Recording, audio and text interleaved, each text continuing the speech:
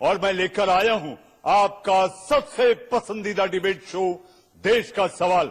मैं हूं मनीष अवस्थी। पूरी दुनिया में कोरोना का कहर लगातार बढ़ता जा रहा है।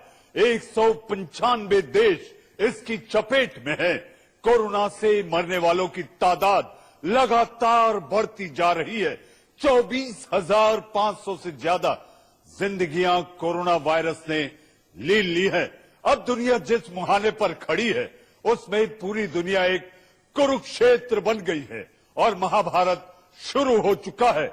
हिंदुस्तान में भी एक महाभारत लड़ा जा रहा है। वो महाभारत है कोरोना वायरस को फैलने से रोकने के लिए।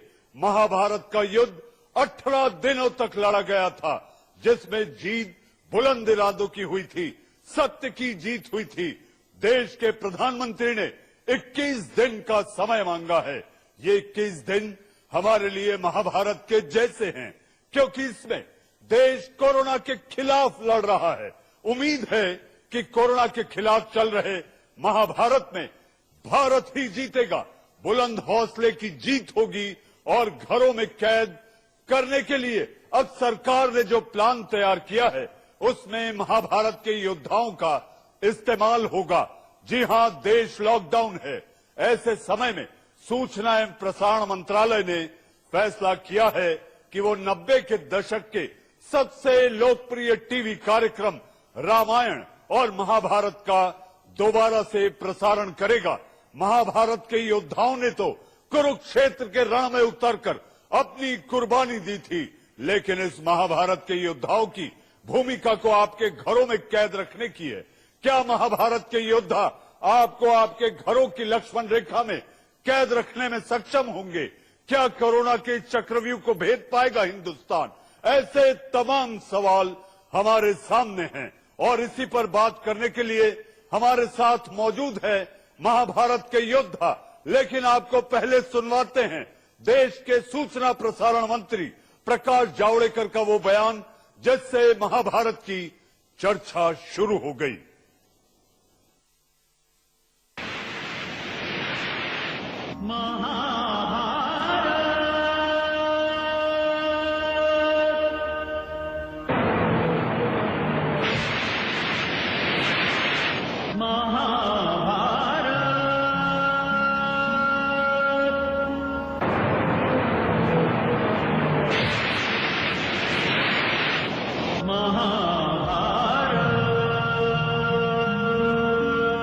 निर्माता निर्देशक B.R. चोपड़ा और रवि चोपड़ा ने जब 94 कड़ियों में महाभारत की कथा समेटी थी, तब किसने सोचा था कि महाभारत की ये पौराणिक कथा देश को इस कदर झकझोर देगी, झिझोड़ देगी और जोड़ देगी।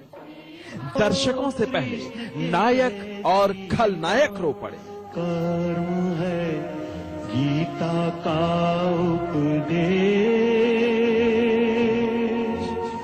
महाभारत है शांति संदेश। महाभारत के पहले एपिसोड में राजा भरत और शांतनु के परिचय से लेकर 94वें अंक तक युधिष्ठिर के हस्तिनापुर का राजा बनने तक कई रिश्ते बन गए थे। और जब डायरेक्टर ने कहा पैकअप, तो कृष्ण की भूमिका में नीतीश भारद्वाज रो पड़े, फिरोज खान की भूमिका में अर्जुन रो पड़े, भीष्म प्रतिज्ञा करने वाले भीष्म के किरदार में मुकेश खन्ना रुआंसू हो गए।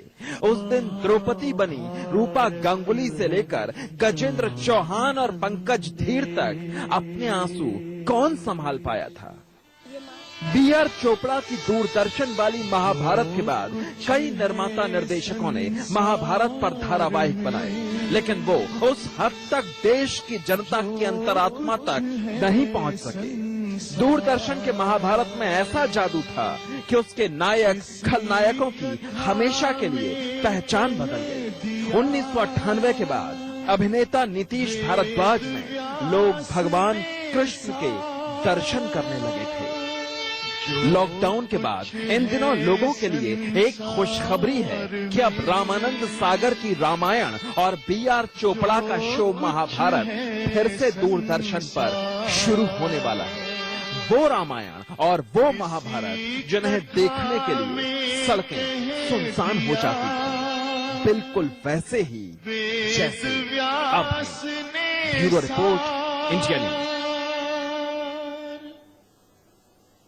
देश 21 दिनों के लॉकडाउन में है, यानी कि सारा देश क्वारंटाइन में है, सारा देश आइसोलेशन में है। ऐसे में सरकार ये विचार कर रही है कि महाभारत, जी हां, 80-90 के दशक का सबसे लोकप्रिय, सर्वाधिक लोकप्रिय धारावाहिक महाभारत, जी हां, B.R. चोपड़ा द्वारा निर्मित ये महाभारत फिर से एक बार प्रसारण करने का सरकार मन बना रही है। और इतना ही नहीं तो हम आपको ये भी बता दें कि इस समय 21 दिन का महायुद्ध लड़ा जा रहा है और महाभारत जो हुई थी उसमें पांडवों को विजय 18 दिन में मिली थी। तो इस 21 दिन के महाभारत को लेकर आपके टीवी स्क्रीन पर वो धारावाहिक जब दोबारा आएगा, उससे पहले देश का सवाल में आज हम वो सारे किरदार, कोशिश की है कि महाभारत के वो सारे किरदार आज आपके साथ होंगे। लेकिन इससे पहले कि मैं शुरू करूं, वो धारावाहिक जिस जादुई आवाज से शुरू होता था, जी हां, मैं समय हूं, हरीश भिमानी जी की वो आवाज आज भी हमारे कानों में लगातार गूंजती है। हरीश जी, आपका स्वागत है और मैं आपसे फिर एक बार आग्रह करूंगा कि दोबारा जब ये धारावाहिक शुरू हो, उसके पहले देश का सवाल में आपकी वही आवाज एक बार ये जनता, जो इस समय इंडिया न्यूज पर लाखों करोड़ों जनता जो देख रही है इस कार्यक्रम को, मैं समय हूं। हरीश जी,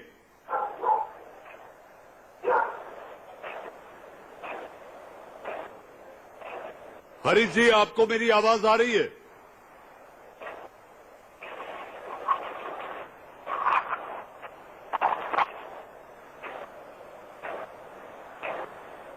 हरीश जी, आपको मेरी आवाज आ रही है?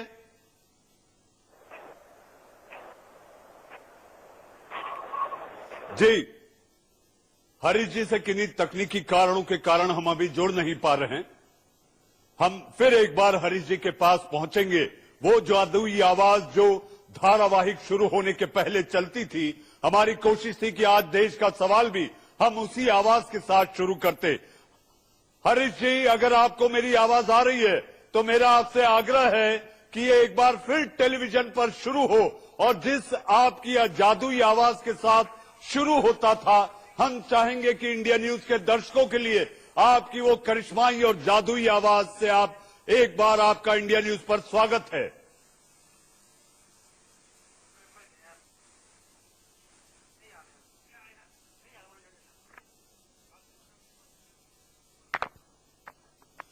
हरीश जी से हम किन्हीं कारणों से नहीं जुड़ पा रहे हैं। हमारे साथ महाभारत में सबसे दमदार किरदार, जी हां, द्रौपदी का किरदार जिन्होंने निभाया था, ऐसी राज्यसभा की सांसद रूपा गांगुली जी हमारे साथ जुड़ चुकी हैं। रूपा जी, आपका बहुत बहुत स्वागत है इंडिया न्यूज पर। रूपा जी, अभी हम अपनी रिपोर्ट में दिखा रहे थे, जब आखिरी एपिसोड था, उसके बाद जब आप लोग आपस में एक दूसरे से मिल रहे थे, तो वो रुआसे पल थे, वो भावुक पल थे। फिर एक बार महाभारत सरकार की ये कोशिश है कि लोगों को घरों में रखने के लिए चुंबक की तरह लोग इस धारावाहिक से चिपके रहेंगे, इसलिए सरकार की कोशिश के तहत ये दोबारा प्रसारित होने का सरकार मन बना रही है। रूपा जी,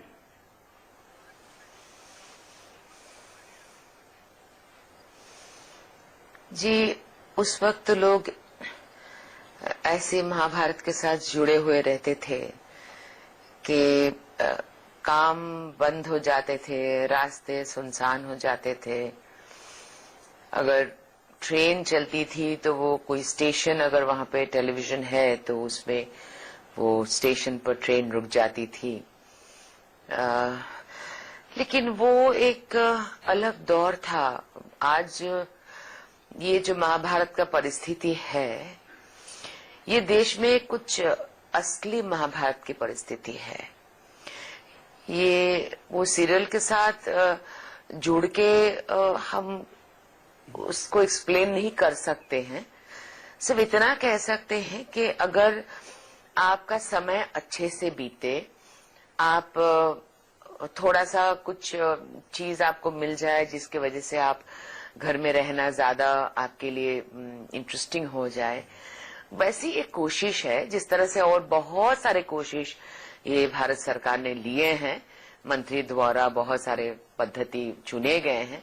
ये महाभारत और रामायण जो शुरू होने वाला है, जो जावड़ेकर जी ने अनाउंस कर दिए हैं, ये बस एक छोटा सा पहल है। जी रूपा जी, मैं आपके पास फिर आऊंगा, लेकिन एक बार हमारे साथ हरीश भीमानी जी फिर जुड़ चुके हैं। हरीश जी, अगर आपको मेरी आवाज आ रही है तो हमारी एक कोशिश थी कि आज का ये कार्यक्रम आपकी ही आवाज के साथ शुरू होता। आप सूत्रधार रहे हैं इस महाभारत के, तो मैं ये चाहूंगा कि आप उसी दौर में एक बार फिर जो लाखों करोड़ों दर्शक आपको सुन रहे हैं, आपकी आवाज सुनना चाहेंगे। हरीश जी नमस्कार, और आपके लाखों करोड़ों दर्शकों को प्रणाम। मैं समय हूं और आज महाभारत की अमर कथा सुनाने जा रहा हूं। लेकिन आज थोड़ा अंतर है, क्योंकि आज समय बताएगा कि अब जो बुरा समय चल रहा है वो भी चलते चलते चला जाएगा, क्योंकि समय कभी रुकता नहीं। समय जानता है कि महाभारत ही नहीं, कुरुक्षेत्र भी एक संकेतात्मक प्रसंग और कथा है। लेकिन आज समय ये कह रहा है कि वर्तमान का युद्ध कौरवों के साथ नहीं, कोरोना के साथ खेला जा रहा है। और कौरवों के साथ तो 18 दिन लगे थे, लेकिन अभी चाहे जितना समय लगे हम अवश्य जीतेंगे, क्योंकि आज भी धर्म हमारे पक्ष में है। और याद रहे कि कोरोना के पास इच्छा मृत्यु का वरदान नहीं है, उसे हारना ही पड़ेगा और जल्द ही हारना पड़ेगा। कहिए मनीष जी। जी हरीश जी, हम ये चाहेंगे कि कोई ऐसा श्लोक जो आपको महाभारत का, तमाम श्लोकों का इस्तेमाल हुआ था महाभारत के दौरान, तो कोई ऐसा श्लोक जो इस समय हजारों लाखों करोड़ों दर्शक जो इंडिया न्यूज देख रहे हैं, इस समय जरूरत है कि लोग अपने घरों में बने रहें, तो ऐसी प्रेरणादायक सोच का कोई ऐसा श्लोक महाभारत का, इस महाकाव्य का, जिसे जय संहिता भी कहा जाता है, अगर आप कहेंगे तो बहुत आपका आभारी रहूंगा। श्रीमद् भगवत गीता के 3 अध्याय में कर्मयोग में श्री कृष्ण ने कहा था कि श्रेयान् स्वधर्मो विगुणः पर धर्मात् स्वनिष्ठतात् स्वधर्मे निधनम श्रेयः पर धर्मो भयावह। अगर संक्षेप में कहें तो श्री कृष्ण ने अर्जुन से कहा कि तुम अपना धर्म पहचानो, चाहे अपने धर्म में, और धर्म का उन्होंने तुरंत अर्थ किया कि तुम्हारा धर्म वो है जो जिस कर्म को तुमने स्वीकार किया है स्वेच्छा से, चाहे उस धर्म में कोई त्रुटि हो तो वो भी श्रेय है, लेकिन पर धर्म की तरफ मत देखो, क्योंकि पर धर्मो भयावह। और अंत में जाके 18वें दिन वो कहते हैं, 18वें अध्याय में वो कहते हैं, जिस कर्म को तुमने स्वीकार किया है स्वेच्छा से, चाहे उस धर्म में कोई त्रुटि हो तो वो भी श्रेय है, लेकिन पर धर्म की तरफ मत देखो, क्योंकि पर धर्मो भयावह। और अंत में जाके 18वें दिन वो कहते हैं, 18वें अध्याय में वो कहते हैं, ये युद्ध तो संकेतात्मक है, सब जानते हैं, कि सर्वधर्मान परित्यज्य मामेकम शरणम व्रज, तू सारे धर्म छोड़कर मेरी शरण में आ जा।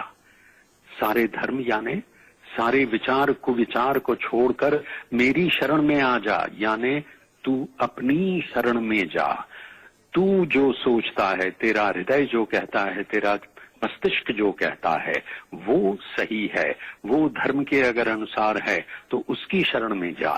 सर्वधर्मान परित्यज्य मामेकम शरणम व्रज अहम त्वाम सर्व पापेभ्यो मोक्षयिष्यामि मा शुचः। इसी से तुझे मोक्ष का मार्ग मिलेगा। और यहां समाप्त होती है श्रीमद् भगवत गीता। हरीश जी, आप हमारे साथ जुड़े, आपका कोटि कोटि धन्यवाद।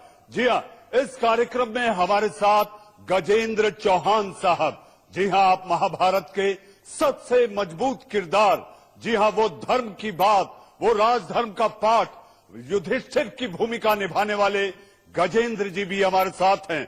गजेंद्र जी, महाभारत के चतुर्थ अध्याय का 8वां श्लोक है, यदा यदा ही धर्मस्य ग्लानिर्भवति भारत।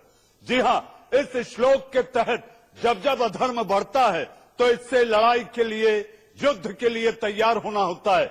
आज देश संक्रमण के काल में है, कौरवों से नहीं कोरोना से लड़ रहा है। युधिष्ठिर जी, महाभारत इस समय बड़ी प्रेरणा हो सकता है। 18 दिन में महाभारत का युद्ध जीता गया था। 21 दिन के लॉकडाउन के बाद आज से ठीक 18 दिन बाद हम ये आशा करते हैं कि भारत भी ये महाजीत दर्ज कर लेगा। गजेंद्र जी।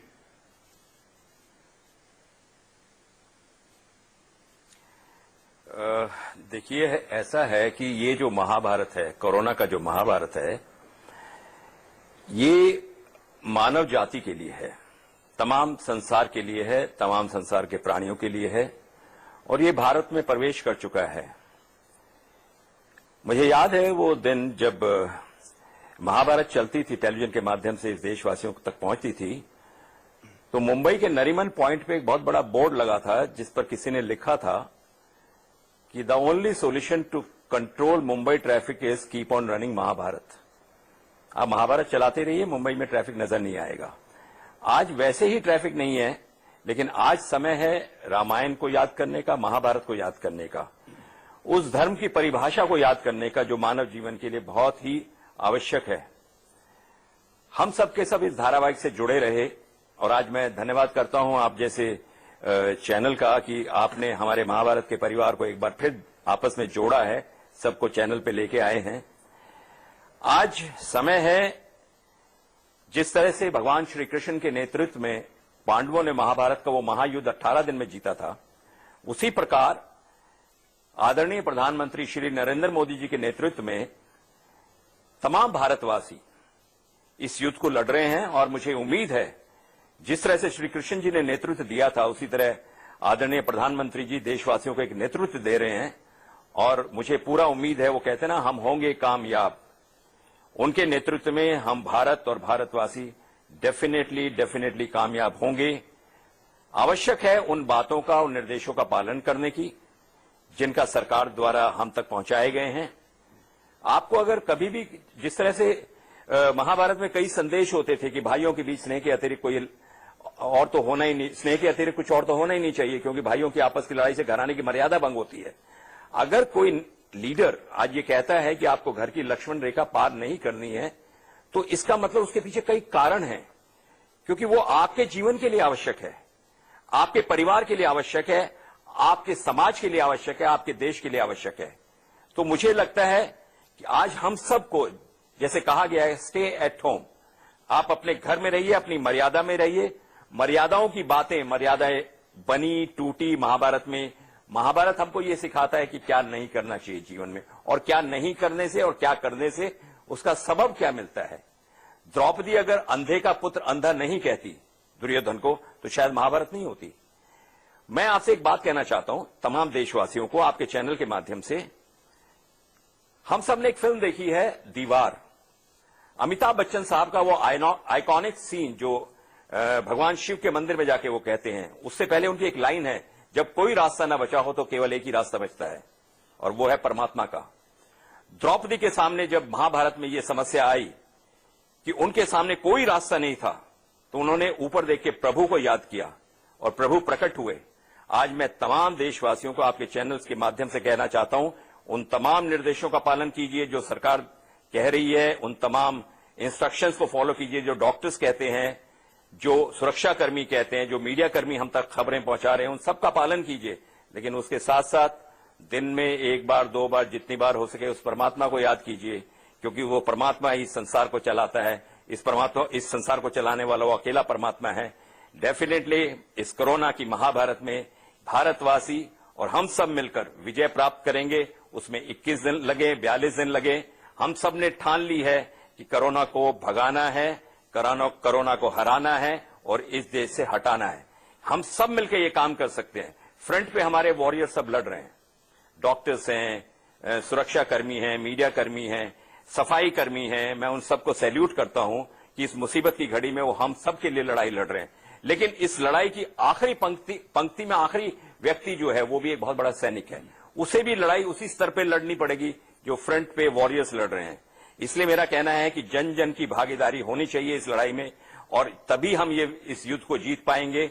और मैं आप तमाम मीडिया कर्मियों का धन्यवाद करता हूं, दिल से धन्यवाद करता हूं कि आप पूरी जानकारी पहुंचाने में पूरे देश को उनके हर चैनल के माध्यम से हर व्यक्ति तक ये खबरें पहुंचा रहे हैं कि देश में क्या हालात हैं।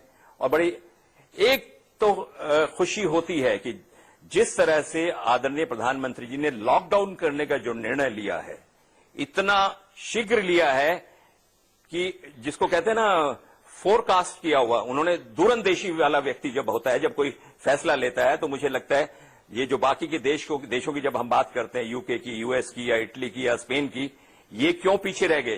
क्योंकि ये लॉकडाउन करने में बहुत देर कर दी इन्होंने। ये सोचते रह गए कि लॉकडाउन किया जाए ना किया जाए। आदरणीय प्रधानमंत्री जी ये नहीं देखा कि इस देश की आर्थिक स्थिति क्या होगी, देश में नुकसान कितना होगा, लेकिन उन्होंने सिर्फ एक सोचा कि मेरे भारतवासियों की जान नहीं जानी चाहिए। और यही एक कारण है कि आज देश में जो रेट है बहुत धीरे धीरे ऊपर जा रहा है। आज 724 तक आंकड़ा पहुंचा है और सिर्फ 17 मौतें हुई हैं। भगवान से प्रार्थना है ये मौतें और ज्यादा ना हो और हम सब भारतवासी उन निर्देशों का पालन करते हुए इस देश में सुरक्षित रहें। आपका परिवार सुरक्षित रहे, आपका समाज सुरक्षित रहे, आपका देश सुरक्षित रहे। गजेंद्र जी, हम शुरुआत में जब एक पैकेज चला रहे थे, यानी कि कहानी दिखा रहे थे, तो उसमें एक विजुअल था जब आपका आखिरी एपिसोड शूट हो रहा था और उसमें आपकी एक तस्वीर है, आपका एक वीडियो है जिसमें आप फूट फूट कर रोते दिखाई दे रहे हैं। गजेंद्र जी, ये देखिए मैं आपको बताऊं, ये है 16 मई 1990 का दृश्य। ये आखिरी महाभारत का सीन था जो फिल्माया जा रहा था और वो आखिरी शॉट था। ट्रॉली शॉट लगा हुआ था बहुत बड़ा। धर्म चोपड़ा साहब, बीआर चोपड़ा साहब के जो भाई थे वो कैमरामैन थे और वो कैमरे पे थे और मेरा ही सीन चल रहा था। और जब वो सीन खत्म हुआ तो रवि चोपड़ा साहब जो निर्देशक थे उन्होंने कहा महाभारत पैकअप। डेली एक आवाज आती थी पैकअप, लेकिन उस दिन उन्होंने कहा महाभारत पैकअप। तो हम लोगों को, सब कलाकारों को, सब टेक्नीशियंस को थोड़ी देर तक समझ नहीं आया कि क्या किया जाए। वो आर्मी के अंदर होता है ना कि जब आपको आर्मी में से निकाला जाता है तो आपका कोर्ट मार्शल किया जाता है तो आपके फीते निकाल लिए जाते हैं, आपका डेजिग्नेशन निकाल लिया जाता है। एक सेकंड के लिए हमको महसूस हुआ कि आज से हम युधिष्ठिर नहीं है, आज से मैं अर्जुन नहीं हूं, आज से मैं कृष्ण नहीं हूं, आज से मैं ये जो भी किरदार निभा रहा हूं उससे हट गया। लेकिन गजेंद्र तो वो जो जी आपका ये किरदार आप पर एक अमिट छाप जरूर छोड़ा होगा आपकी दैनंदिन जीवन में। वो किरदार जो आपने निभाया था, जिसको देखकर लोग अपने जीवन को उस तरह ढालने लगे थे, मुझे ऐसा लगता है कि अमिट छाप छोड़ गया। जी हां, अब वक्त है एक छोटे से ब्रेक का। हमारे साथ रूपा गांगुली जी भी बनी हैं, गजेंद्र जी भी बने हैं और कुछ मेहमान जुड़ेंगे। एक छोटे से ब्रेक के बाद महाभारत की कहानी देश का सवाल में लगातार जारी है।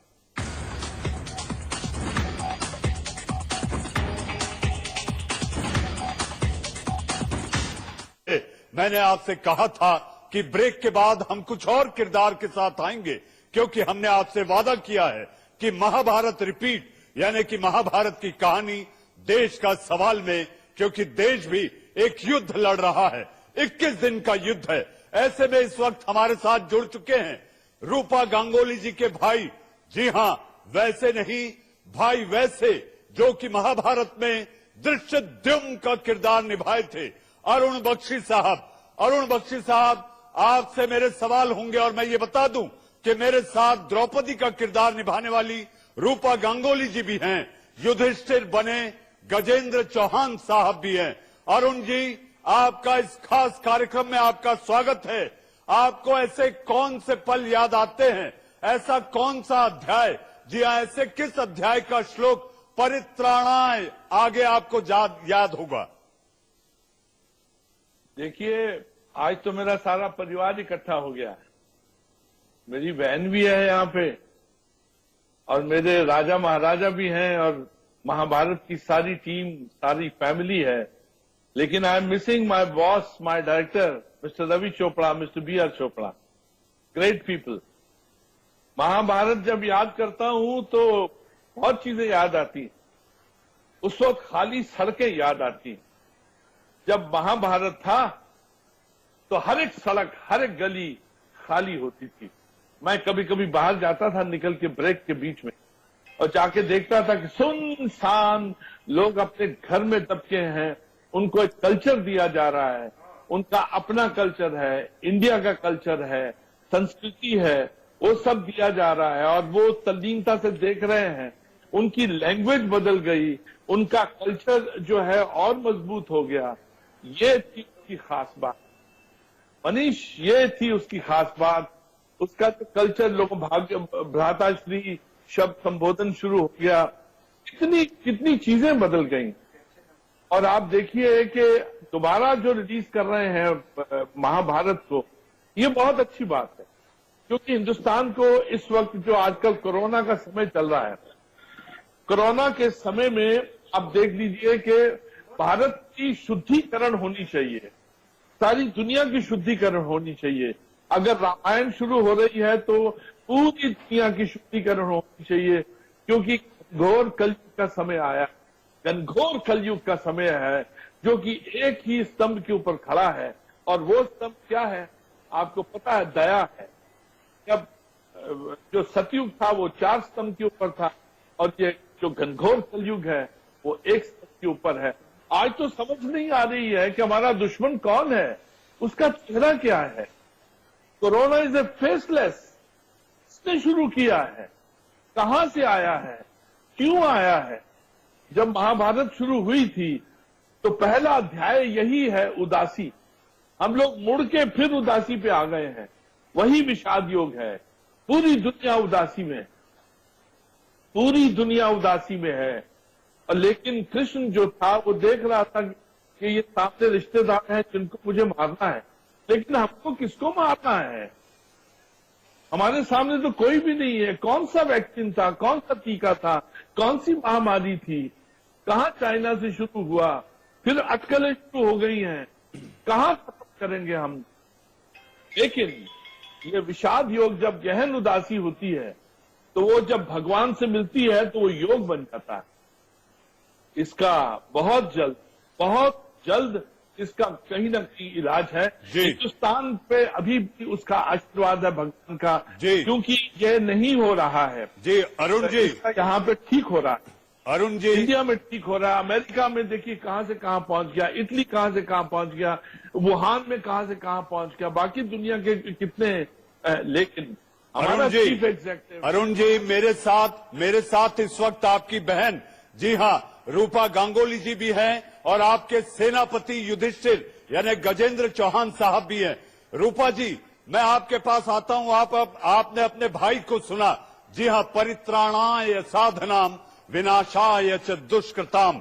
जी हाँ, ये चौथा अध्याय, 8वां श्लोक, दुष्कर्मी चीन से निकला वो विषाणु। मुझे ऐसा लगता है कि इस समय आप लोगों की भूमिका जब आप दोबारा टीवी स्क्रीन पर होंगे तो सबसे ज्यादा बढ़ जाती है कि लोग घरों में बने रहें। रूपा जी,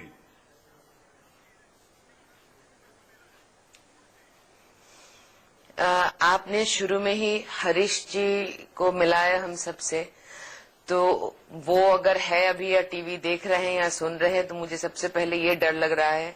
अगर पुरानी बात करें तो ये डर लग रहा है कि वो तो मुझे हिंदी सिखाया करते थे महाभारत के दौरान, तो मुझे तो तभी भी नहीं आती थी, अभी भी नहीं आती है। तो बहुत कठिनाई झेलनी पड़ी, बहुत मुश्किल से सीखना पड़ा हिंदी।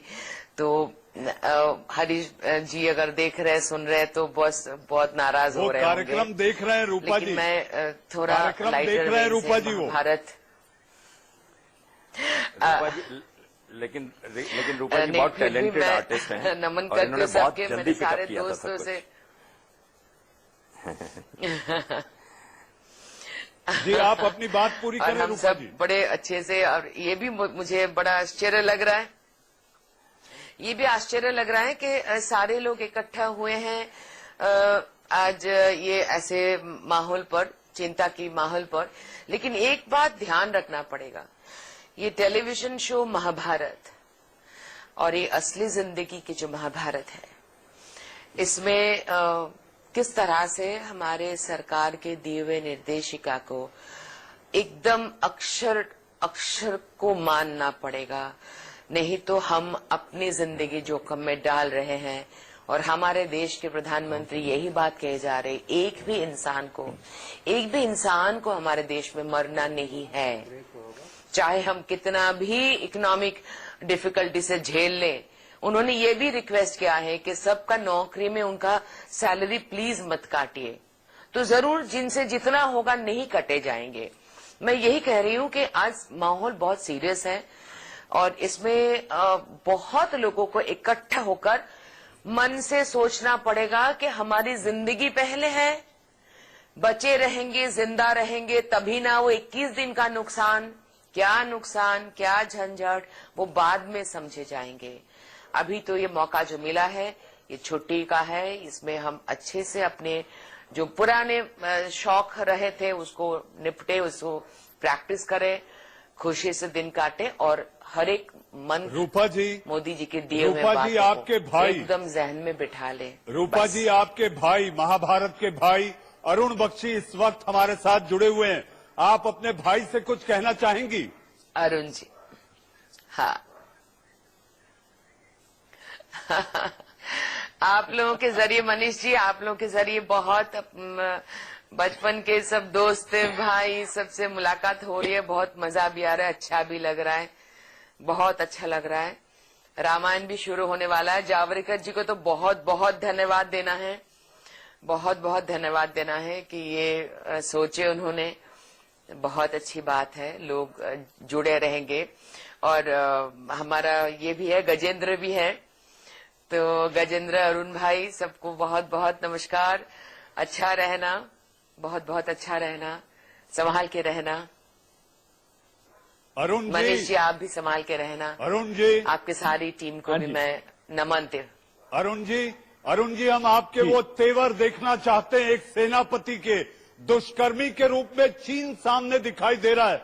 आपको क्या लगता है इस वक्त कि किस तरह का सबक उसे दिया जाना चाहिए? मुझे समझ नहीं आती है कि वुहान से शुरू हुआ है, वुहान से जो शंघाई है वो 800 और 80 किलोमीटर दूर है और जो बीजिंग है वो 1100 किलोमीटर दूर है। वहां पे कुछ नहीं हुआ है, वहां पर कुछ नहीं हुआ है। ये उनका एपिसेंटर था वुहान जी, वहां तक नहीं गया है। उसके बाद में इटली में 1, 2, 3 लड़कियां पाई जाती हैं। उन्होंने यहाँ पे प्ले कार्ड रखा हुआ है, प्ले कार्ड के ऊपर लिखा हुआ है give me a hug, I am not a virus. Arun ji मैं आपके पास आऊंगा। आपके प्रजा के राजा गजेंद्र चौहान जी वो हमारे साथ हैं। गजेंद्र जी, आपने अपने सेनापति को सुना। हम चाहेंगे कि मैं ये कार्यक्रम क्लोज करने के पहले जनता के लिए आप एक बार युधिष्ठिर, जी हाँ, धर्मराज युधिष्ठिर के रूप में आप क्या कहना चाहेंगे?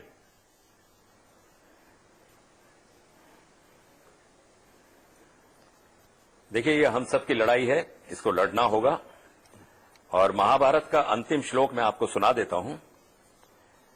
कहते हैं कि महाभारत सा युद्ध न हो अन्याय की कोई बात, महाभारत सा युद्ध न हो अन्याय की कोई बात, चलो हम हो लें उसके साथ, करे जो कृष्ण के जैसी बात, कर्म है गीता का उपदेश, महाभारत है शांति संदेश, महाभारत है शांति संदेश।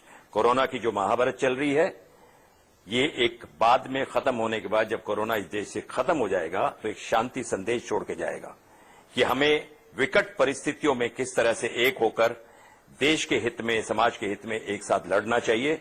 और ये मुझे लगता है एक बहुत बड़ा उदाहरण होगा पूरे विश्व के लिए जिस तरह से आज हर भारतीय फ्रंट पे खड़ा है, कोरोना के विरुद्ध लड़ रहा है, अपने अपने उन निर्देशों का, सरकार के निर्देशों का पालन कर रहा है। मैं तमाम भारतवासियों से हाथ जोड़कर प्रार्थना करूंगा कि आप अपने घर में रहिए ताकि आप सुरक्षित रह सकें, आपका परिवार सुरक्षित रह सके, हमारा देश सुरक्षित रह सके। ये किसी एक की लड़ाई नहीं, हम सब की लड़ाई है और हम सब इसके भागीदार हैं। जी गजेंद्र जी, आपने जो कहा मुझे ऐसा लगता है कि एक बड़ा उपदेश है जो कि महाभारत में कहा गया था। जी हां, जिस समय महाभारत का युद्ध लड़ा जा रहा था उस समय सारथी महारथी भगवान श्री कृष्ण थे। जी हां, इस समय युद्ध आप और हम भी लड़ रहे हैं और इस समय सारथी 130 करोड़ जनता है जिसके बूते ये लड़ाई लड़ी जानी है और इस लड़ाई को जीतने के लिए आपका सब्र, आपका संयम, आपका संकल्प, आपका धैर्य जरूरी होगा। हम ये कहेंगे ये युद्ध कौरवों के नहीं, कोरोना के खिलाफ है। देश का सवाल में रूपा गांगुली जी, अरुण बख्शी जी, गजेंद्र चौहान जी और हरीश भिमानी जी जुड़े, आपका बहुत बहुत धन्यवाद। दिन भर की खबरों के पिटारे को लेकर हमारा खबरों का सफर लगातार जारी है। अब वक्त है एक ब्रेक का।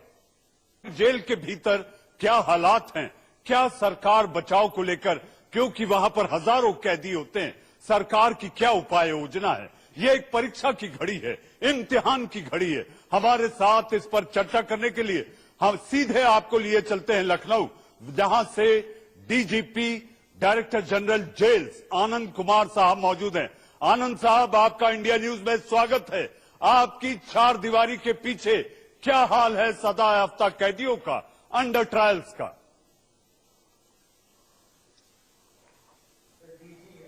मैं आपको यहां पहले बताना चाहूंगा कि उत्तर प्रदेश में पूरे देश के 25% बंदी हैं, यानी पूरे देश में 4 लाख बंदी हैं, उत्तर प्रदेश में 1 लाख से ऊपर बंदी हैं हमारी 71 जेलों में। तो ये चुनौती कितनी बड़ी है स्वतः स्पष्ट है, लेकिन हम लोग ने जब ये पैंडेमिक आया है तो हम लोग इस चुनौती से निपटने के लिए अपनी कमर कसी। हमने हमारी जेलों में हम लोगों ने स्पेशल टास्क फोर्स, प्रत्येक जेल में स्पेशल टास्क फोर्स का निर्माण किया, गठन किया रादर, और उसमें जिसमें जेल सुपरिटेंडेंट, वहां के मेडिकल डॉक्टर, पैरामेडिकल स्टाफ और डे टू डे बेसिस पे हमारी मॉनिटरिंग हो रही है। हमारे हर जेलों में जेल अस्पताल है और जो भी हमारे ऐसे पेशेंट्स आते हैं जिनमें ये सिम्टम्स दिखाई देते हैं जो कि अकिन टू कोविड-19 है, उनको हम आइसोलेशन में भेजते हैं। जब आवश्यकता पड़ने में डॉक्टर के परामर्श के अनुसार हम उनको सीएमओ के माध्यम से ब्लड टेस्ट के लिए भी और कंफर्मेटरी टेस्ट के लिए भेजते हैं। अच्छी बात यह है कि पूरे 71 जेलों में 1 लाख बंदियों में अभी तक किसी तरह एक भी केस पॉजिटिव नहीं आया, जो हमारे लिए संतोष का विषय है। लेकिन फिर भी हम लोग को सजग रहना है। बहुत सारी कार्रवाइयां जेल में हो रही हैं। व्यापक स्तर पर जेलों में मास्क का निर्माण किया जा रहा है। मुझे आपको बताते हुए खुशी है कि पिछले 12 दिनों में 1,80,000 हम लोग ने मास्क जेलों में बनाए हैं, 64 जेलों में, और बहुत ही प्राथमिकता के आधार पर बनाए हैं, जिसमें बंदियों ने अपना सक्रिय योगदान और भागीदारी निभाई है। आनंद जी, एक छोटा सा जवाब। एक विचार चल रहा था कि कई अंडर ट्रायल्स कैदियों को छोड़ा जाएगा। एक छोटा जवाब, क्या इस पर कोई विचार चल रहा है?